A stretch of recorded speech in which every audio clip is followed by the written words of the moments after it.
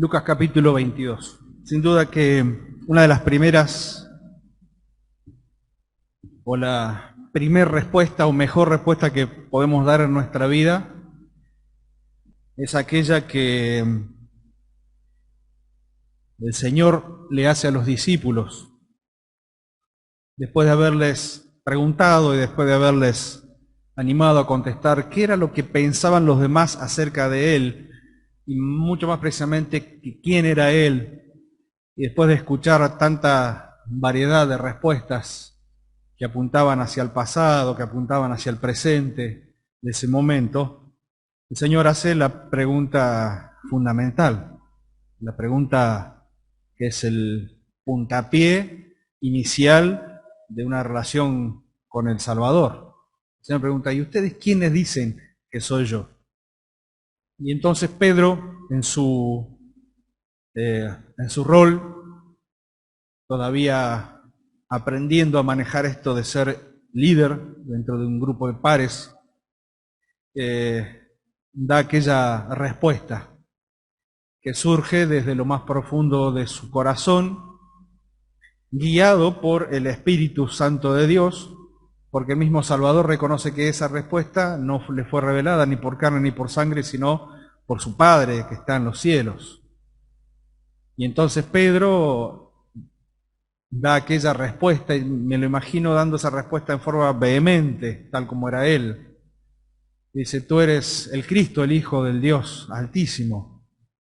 Y estaba marcando aquello que el pueblo de Israel no quería o no podía ver o se negaba a ver, aquello que muchos opinaban acerca de la persona del mismo Salvador, el Señor Jesucristo, y aquello que iría confirmando y afirmando la vida y el desarrollo de la vida espiritual de aquellos hombres.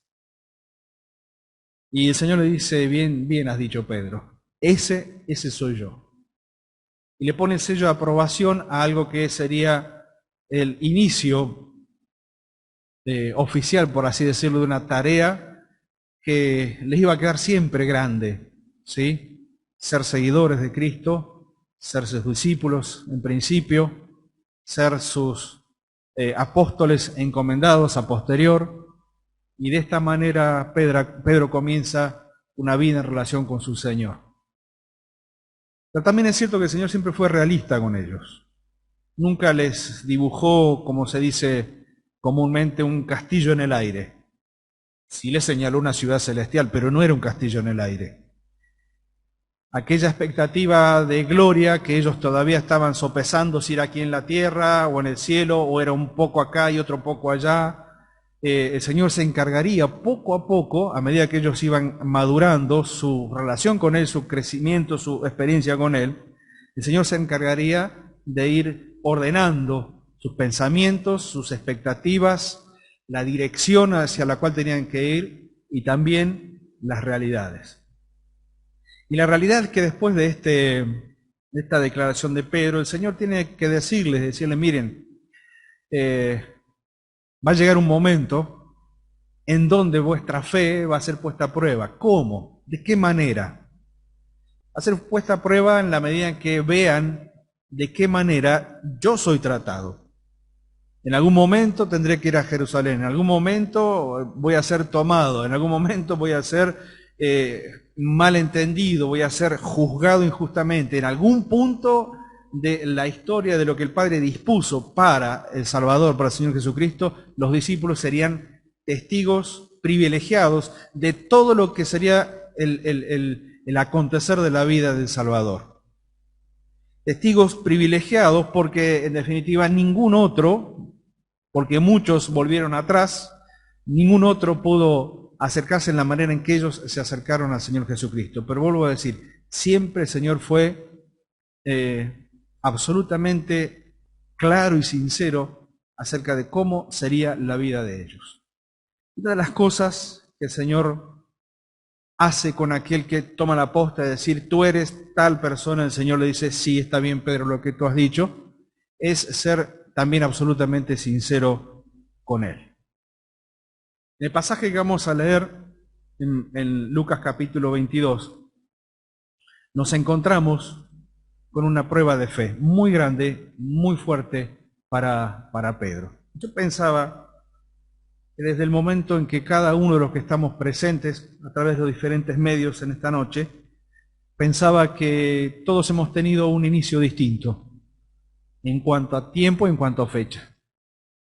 Pero la piedra de toque siempre ha sido reconocer quién es el Señor Jesucristo para mí. Lo hemos cantado en este hermoso himno que pidió Tommy, en donde, como una declaración de fe, cantamos y decimos: Cristo es todo para mí, en calma y en tempestad, en prueba y en tentación. Y aunque mi alma tenga que andar por un valle oscuro, dice, es siempre mi amigo el Señor Jesús. Todos nosotros hemos tenido una etapa de inicio en esta relación con Dios a través de la obra de Cristo como Salvador a favor nuestro. Algunos lo recordará más, otros lo recordará menos. Algunos quizás ha sido hace poco tiempo, algunos con algunos años más hacia atrás. Es lindo volver a ese punto, es lindo volver a ese lugar y ver de dónde hemos sido rescatados.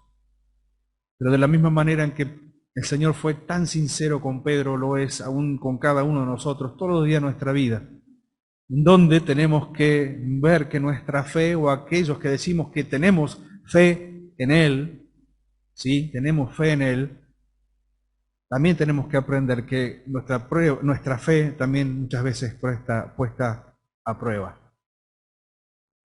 Podemos repasar nuevamente lo que significa prueba y tentación, ¿verdad?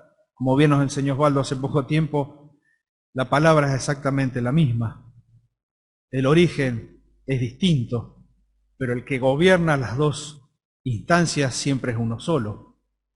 Podemos mirar hacia el Antiguo Testamento y ver el ejemplo por excelencia de lo que significa Dios permitiendo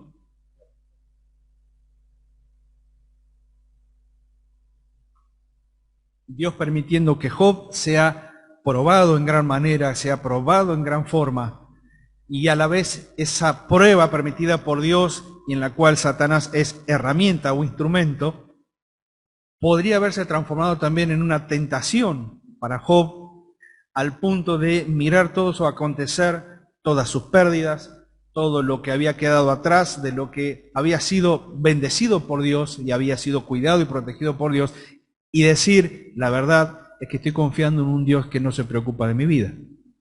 La verdad es que estoy confiando en un Dios que no me tiene en cuenta.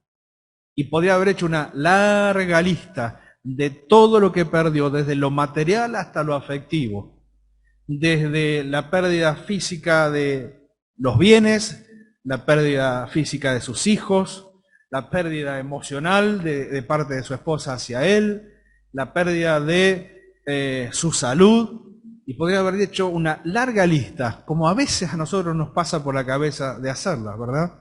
Cuando pasamos por diferentes instancias. Y sin embargo, tenemos aquella imagen escrita de la declaración de Job diciendo que aún pasando por todas estas cosas, Job no pecó, porque no le restó propósito a lo que Dios había permitido para su vida.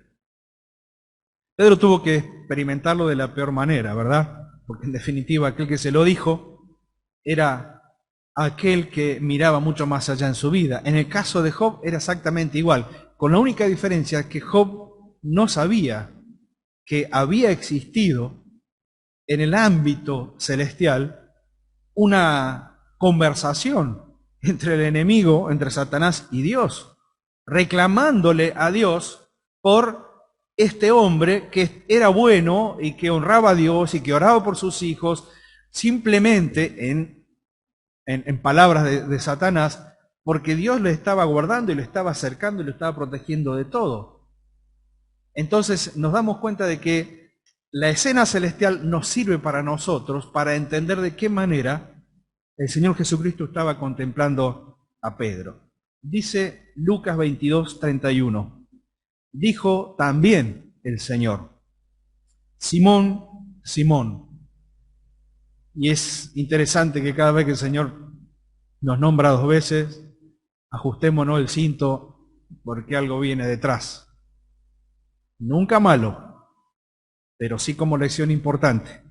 Simón, Simón, podemos recordar el Abraham, el Marta, Marta, Saulo, Saulo. Cada vez que el Señor decía esto era porque algo importante venía después. Lo segundo que nos llama la atención, no le dice Pedro, no le dice Pedro.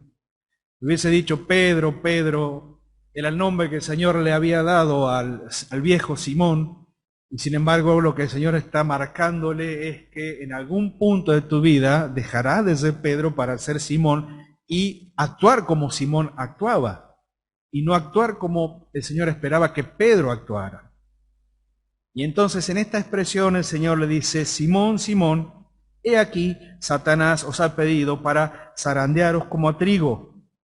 Pero yo he rogado por ti, que tu fe no falte. Pero yo he rogado por ti, que tu fe no falte. Y tú, una vez vuelto, confirma a tus hermanos. Él le dijo, Señor, dispuesto estoy a ir contigo no solo a la cárcel, sino también a la muerte. Y él le dijo, el Señor, ahora le dice Pedro, te digo que el gallo no cantará hoy antes que tú niegues 3 veces que me conoces. Verso 32. Yo he rogado por ti que tu fe no falte. Evidentemente, no nos podemos escapar ninguno de esta realidad. El Señor nos conoce profundamente. Nos conoce profundamente. ¿Sabes cuál es la piedra de toque que puede afectar nuestra fe en el buen sentido? Porque en algún momento de nuestra vida nuestra fe va a ser probada. Muchas veces, quizás si aquellos que todavía están llevando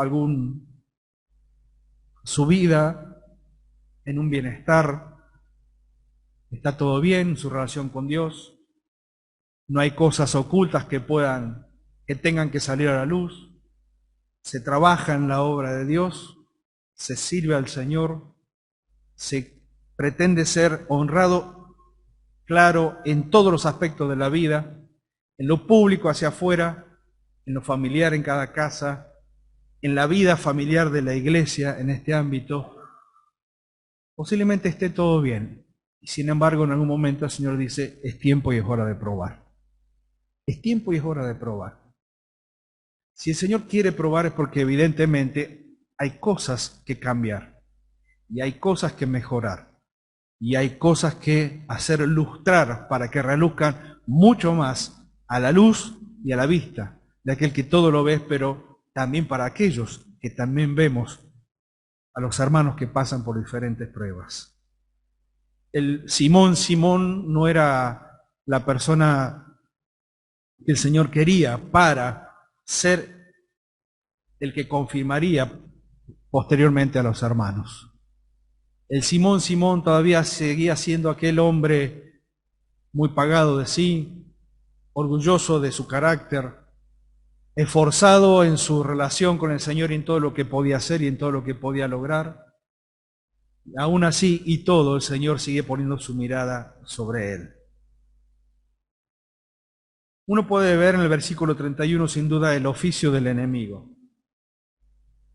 Es el enemigo el que está reclamando en este momento la vida de Simón. Y uno podría pensar, ¿por qué el enemigo puso la mirada sobre Simón solamente? Error. Siempre pensamos que fue solamente sobre Pedro. Pero el Señor habla en plural. Y le dice, Simón, Simón, aquí Satanás os ha pedido. Y dentro de ese pedido está poniendo a toda la compañía de discípulos del Señor Jesucristo, porque la experiencia de Pedro también probaría el carácter de ellos y la experiencia de Pedro también probaría la fe del resto de los discípulos. No hay ninguna prueba que sea tan exclusiva que no impacte de alguna forma la vida de aquellos que rodeamos al hermano que está en prueba. No hay ninguna prueba que sea de esa forma. Podemos pensar en aquellos casos famosos dentro del ámbito cristiano, ¿sí? Los hermanos que fueron hacia los Aucas y la prueba de ellos no solamente les afectó a ellos, no solamente afectó a su esposo, a su familia, afectó a generaciones de hombres y mujeres que miraron ese ejemplo y dijeron que valía la pena perder la vida por la causa de Cristo. Siempre me pregunté cómo habrá sido el regreso a sus hogares de aquellos que contemplaron a Esteban morir apedreado. Podemos conocer y conocemos sin duda el testimonio de que hubo un Saulo que estuvo ahí mirando y recibiendo la ropa de aquellos que lo apedreaban. Es verdad. Pero ¿cómo habrá sido el regreso de aquellos que contemplaron a este hermano, primer mártir, entregar su vida por el testimonio y por la causa de Cristo? ¿Cómo los habrá afectado? ¿Cómo los habrá impulsado posteriormente en el hecho de ser valientes en cuanto a su fe? Lo que sí es cierto es que hay alguien que constantemente está reclamando por la vida de aquellos que quieren ser fieles a Dios. Miren, el enemigo no se ocupa de aquellos que no toman la relación con Dios o la comunión con el Salvador o la vida como cristiano, como Dios así nos pide que la vivamos en la Escritura. El enemigo no se preocupa. Se preocupa por aquellos que sí, que tienen una mirada mucho más allá de lo que significa trabajar para el Señor, a veces en la obra local. El enemigo se ocupa de aquellos que pueden ser una dificultad en el avance del mal en esta tierra. El enemigo se ocupa de aquellos que quieren ser fieles. El apóstol Pablo tenía que decir que muchas veces en las situaciones en que ellos quisieron avanzar, había dos fuerzas que los podían detener.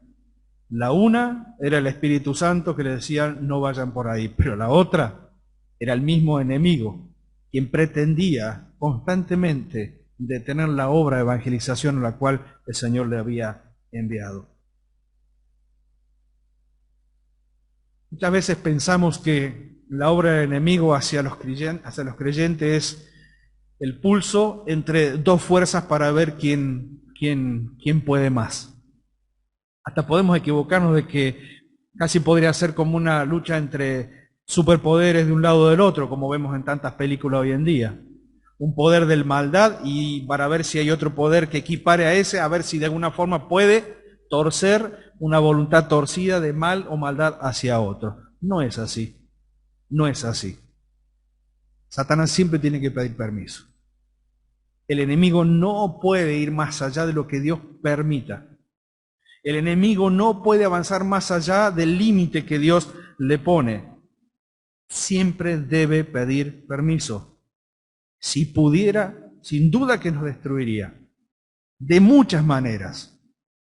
Físicamente, nuestro testimonio, seducirnos a pecar y rebelarnos en contra de Él, implantar la duda en medio de las situaciones difíciles, levantar persecución. Muchos lo padecen en este tiempo y lo ha padecido siempre el pueblo de Dios. Si pudiera, esa sería la constante. Pero saben una cosa, nunca pasa un límite más allá de lo que Dios le permite.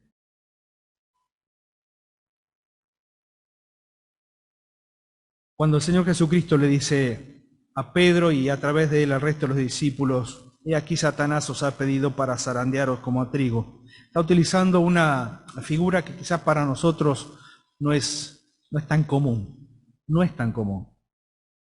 Y es el hecho del zarandeo. Normalmente se utilizaba una zaranda para poder limpiar el trigo. ¿Por qué se hacía esto? Bueno, porque era una forma mecánica sencilla, pero a la vez práctica, porque si no, para separar el grano del trigo de la cáscara, si lo tenían que hacer uno por uno, se imagina que les llevaría muchísimo tiempo, imposible. Pero el principio siempre ha sido el primero. Para obtener lo mejor es zarandear. Para obtener lo mejor del fruto, lo mejor es mover. Para obtener lo mejor del fruto, lo mejor es llevarlo de un lado a otro. Es un proceso violento.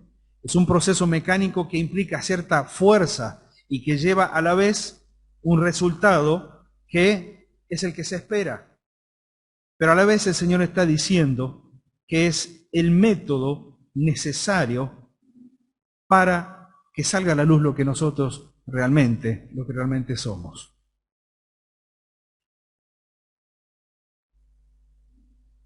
Ahora lo interesante de este pasaje es que es el mismo Señor el que intercede. Es el mismo Señor el que intercede. Uno puede mirar la historia de Job y nos damos cuenta de que él tuvo que pasar por un proceso para darse cuenta que él, después de todo, pudo contemplar a este Dios en el cual creía de una forma, o hasta quizás solamente intelectualmente, y en algunos primeros atisbos de fe, para darse cuenta de que su conocimiento había crecido en virtud de que había visto cómo Dios podía actuar en favor de él. Pero aquí comienza a darse forma lo que significa la presencia del Señor Jesucristo como nuestro intercesor. Quizás esta palabra que el Señor le dice, yo he rogado por ti, tendría que haber bastado para que Pedro se detenga y preste atención a lo que el Señor le había dicho. Quizás esta palabra tendría que haber bastado para que, llegado el momento de la prueba y a la vez la tentación, ¿sí?, Pedro podría haber cerrado su boca o podría haber sido valiente y decir, no, yo soy un seguidor de Cristo, yo estuve con Él siempre, yo le acompañé en todo momento y en todo lugar. Y sin embargo, el Señor, mirando todo el panorama completo, le dice, Pedro, vas a fallar, vas a ser zarandeado. Ninguna tentación, por supuesto, proviene de parte de Dios. Pero Dios está en control de todas las tentaciones. Nunca nos olvidemos que para tentarnos Satanás tiene que pedir permiso. Toda prueba viene de parte de Dios. Y siempre tiene este propósito que es difícil de comprender y que es difícil de sobrellevar.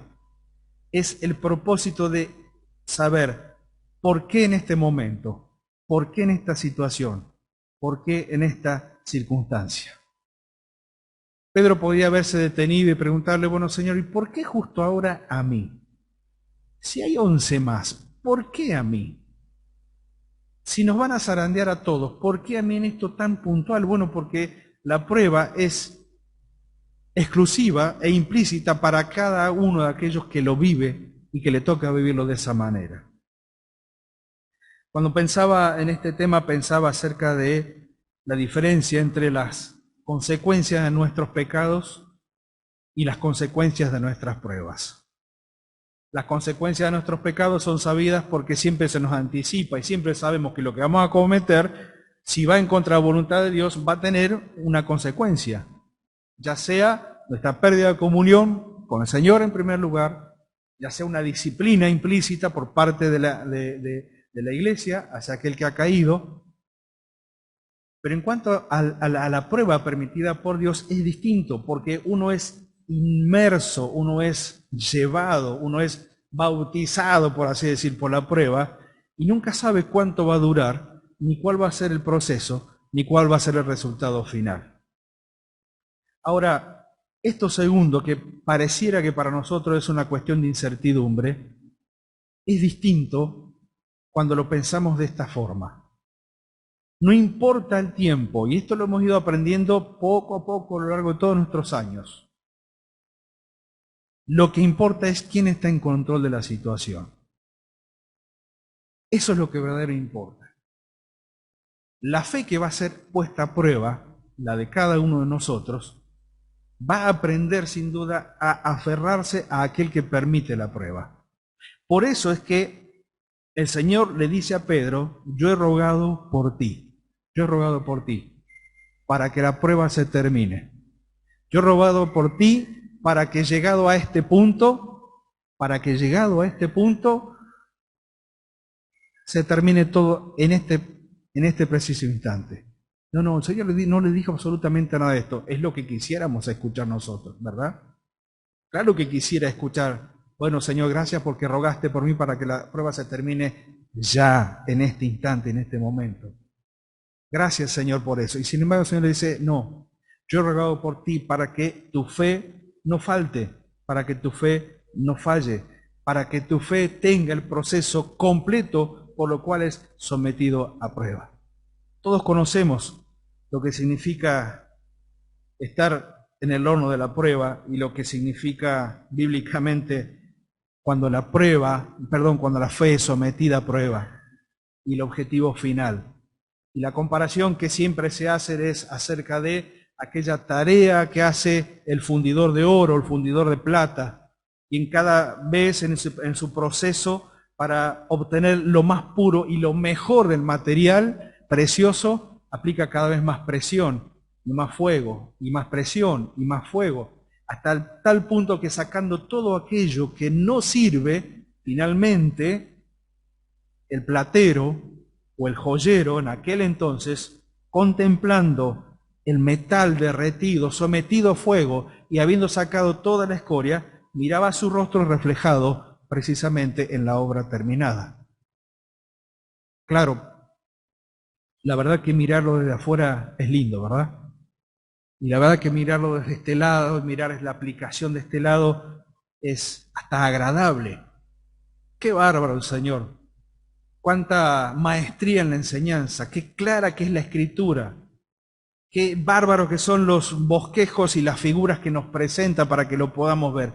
Qué bárbaro. El tema es cuando nos toca vivirlo. El tema es cuando tenemos que pasar. El tema es cuando Dios dice, bueno, ahora te toca a vos. Ahora tenés que pasar.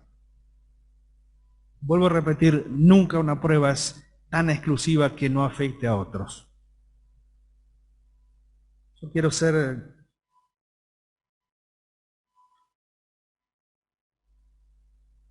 muy sincero en esta noche. No quiere decir que las otras noches no lo haya sido.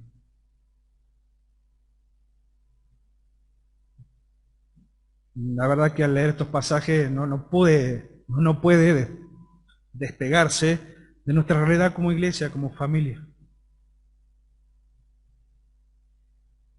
No puedo leer estos pasajes sin pensar en Marti, sin pensar en mi hermana Diana. No puedo leer estos pasajes sin que su rostro y el recuerdo de todo lo que hemos vivido hasta este día no se haga presente.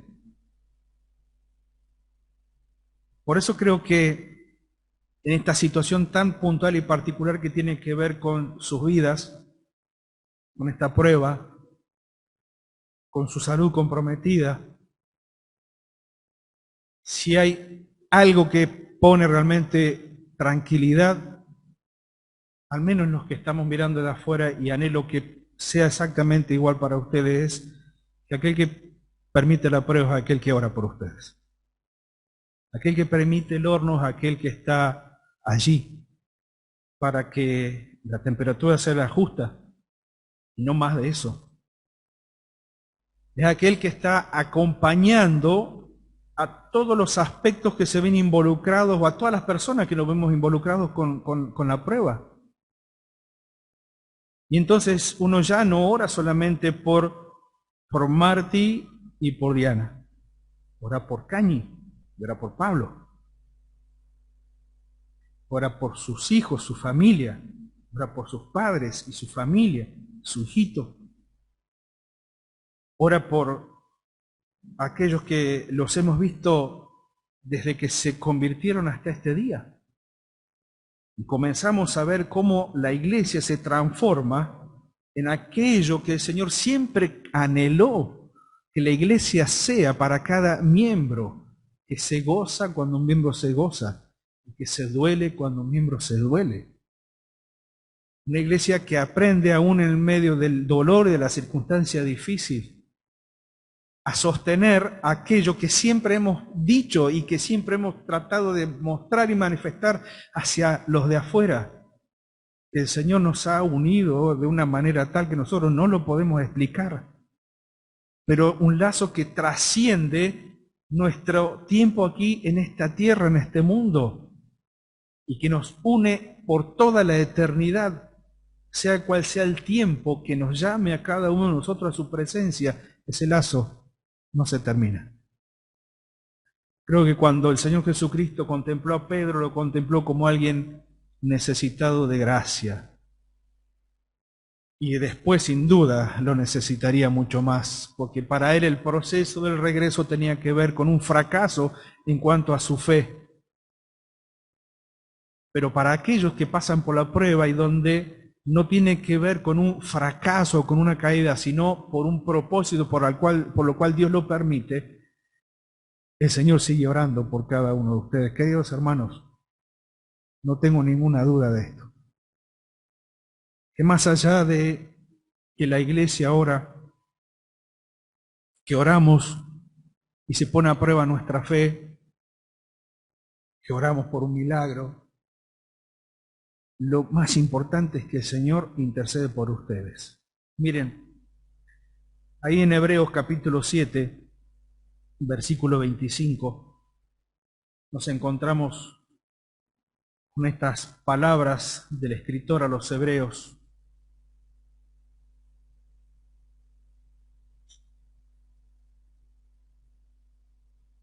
Del mismo Señor como sumo sacerdote, un sacerdocio eterno y perfecto. Y dice en el versículo 23, dice, los otros sacerdotes llegaron a ser muchos, debido a que por la muerte no podían continuar.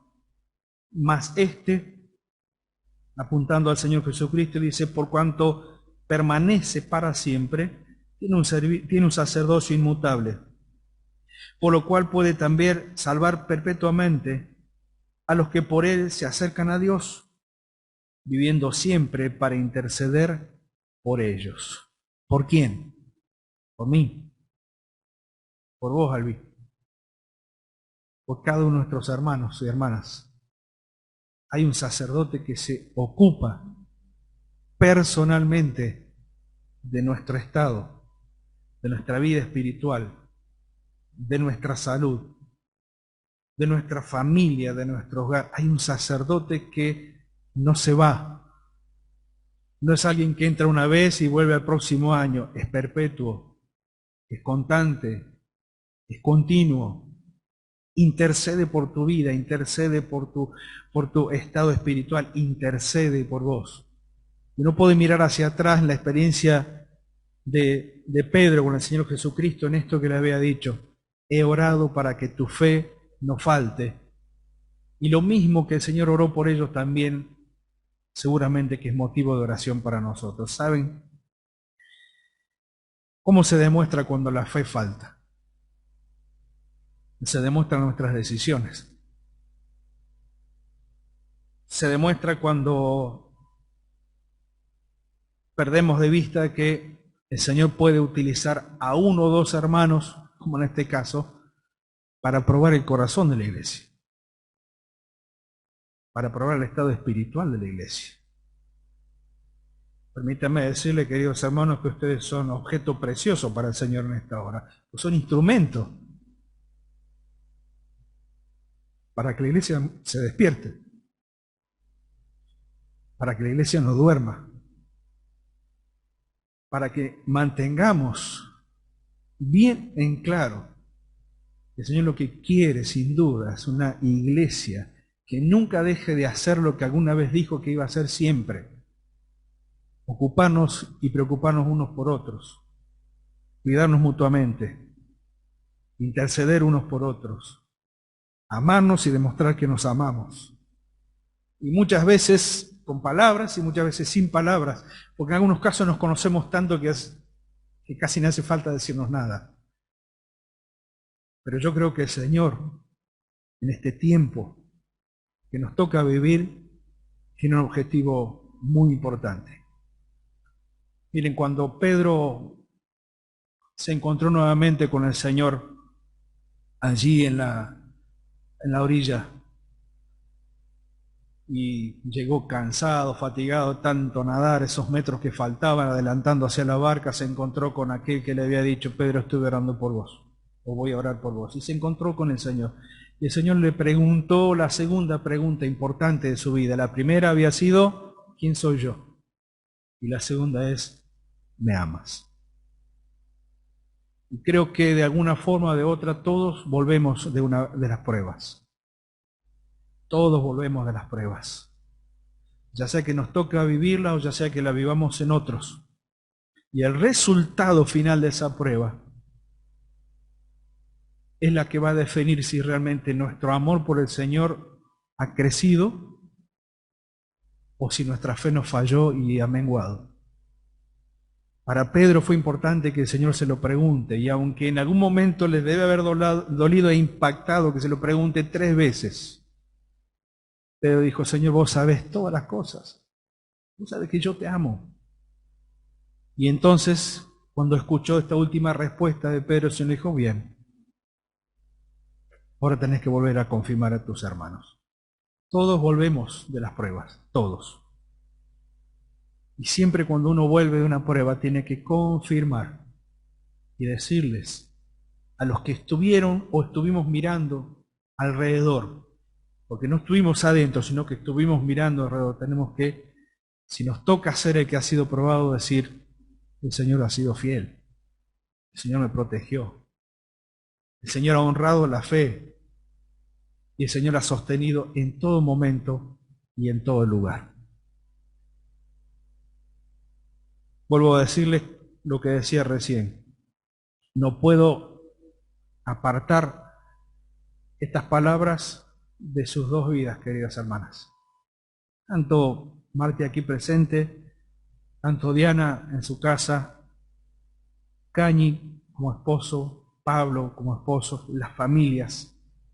Nosotros los vemos y sabemos que en algún punto, de acuerdo al resultado de esta prueba, está en el conocimiento y en el perfecto conocimiento de Dios. Oramos para que su fe no falte. Oramos para que el Señor les sostenga.